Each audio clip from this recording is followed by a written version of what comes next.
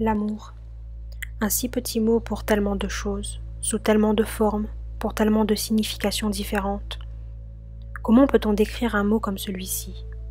Ou plutôt, comment peut-on décrire l'indescriptible? L'amour est un sentiment d'affection, d'attirance sentimentale ou même sexuelle entre deux personnes. Comme nous le disions plus haut, l'amour existe sous différentes formes.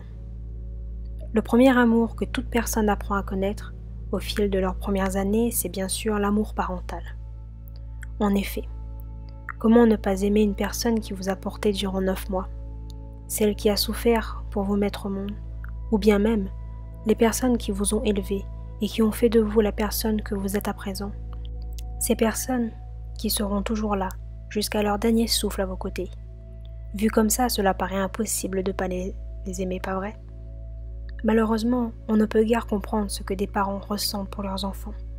On sait qu'ils les aiment, certains même, mais pour comprendre, il faut le vivre. En revanche, l'amour que je porte à ma mère lui est, on va dire, plus facile à expliquer. Que puis-je dire de la femme qui m'a donné la vie? Tellement de choses. Elle est unique, car c'est ma mère. Elle m'a tout appris. Elle m'a appris ce qu'était la vie et ce qu'était la mort, ce qu'était la joie et la peine, le bonheur et le malheur. Elle est celle qui m'a toujours soutenue, et celle qui me soutiendra toujours, jusqu'à son dernier souffle. Elle m'a toujours dit d'aller jusqu'au bout de mes rêves, de ne jamais baisser les bras. Elle me donne chaque jour le courage d'avancer à petits pas dans ce monde. Elle croit en moi comme personne.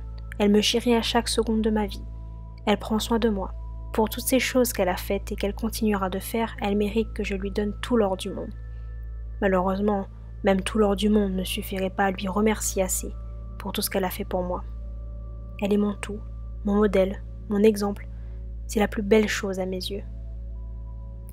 Elle a toujours su se relever après les obstacles. J'aimerais tellement lui ressembler, avoir sa force, son courage, son optimisme. Que ressentiriez-vous pour la personne qui passe votre bonheur avant le sien? Et ça peu importe les situations, les circonstances.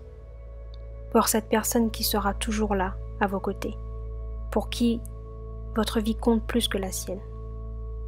Nous pouvons aussi parler de l'amour mutuel entre amis. Cette personne que l'on rencontre à la crèche, avec qui on partage un jouet ou notre doudou. Ou bien cette personne des années plus tard, à l'adolescence, qui devient comme un membre de votre famille, mais pas tout à fait.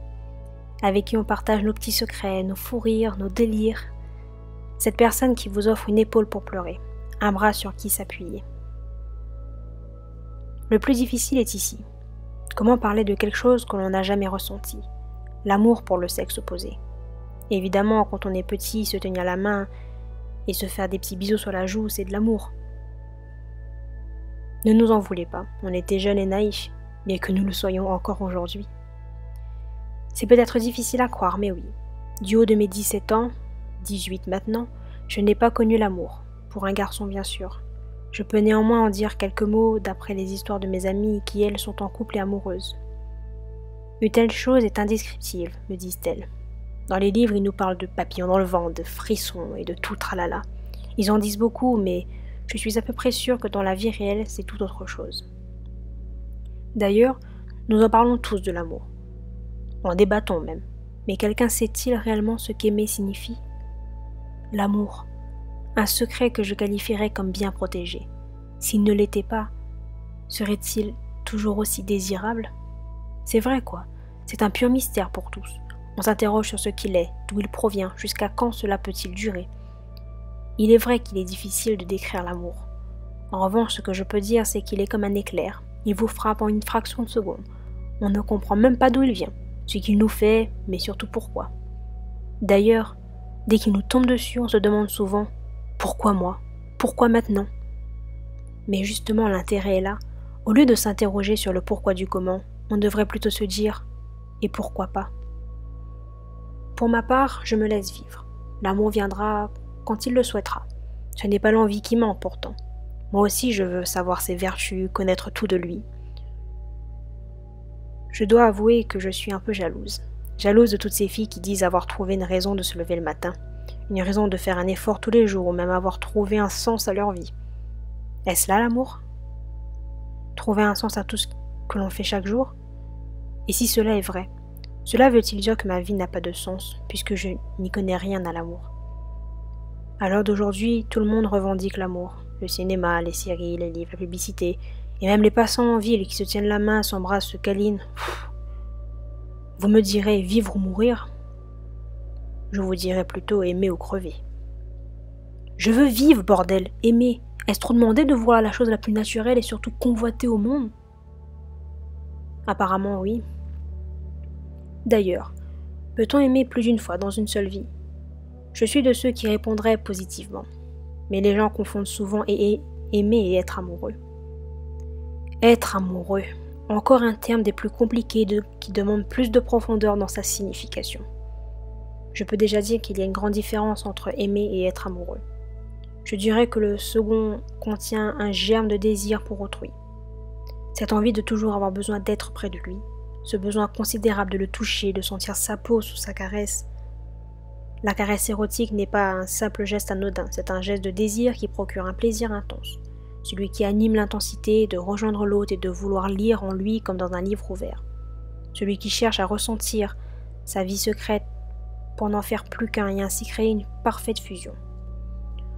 Pour ma part, je dirais que tomber amoureux serait synonyme de souffrance. Déjà rien que tomber, ça fait mal. Alors tomber en amour, je pense que cela doit être pire. Et puis comment savoir qu'on est amoureux? Encore l'amour, je dirais que cela pourrait éventuellement se comprendre. Mais ça, comment on le sait? Serait-ce de la dépendance à une personne ou juste une attirance qui t'empêche d'aller voir ailleurs? Comme je le disais, on ne peut que vivre pour comprendre. Mais on ressent quand même certaines choses pour une certaine personne à un moment de sa vie. Mais comment savoir ce que c'est quand on ne partage pas de relation avec elle? Et quand je dis relation, c'est bien de relation de couple dont je parle. Se tenir la main, s'embrasser, se serrer dans les bras, enfin tous les trucs de couple quoi. Imaginez juste un instant ce qui va suivre.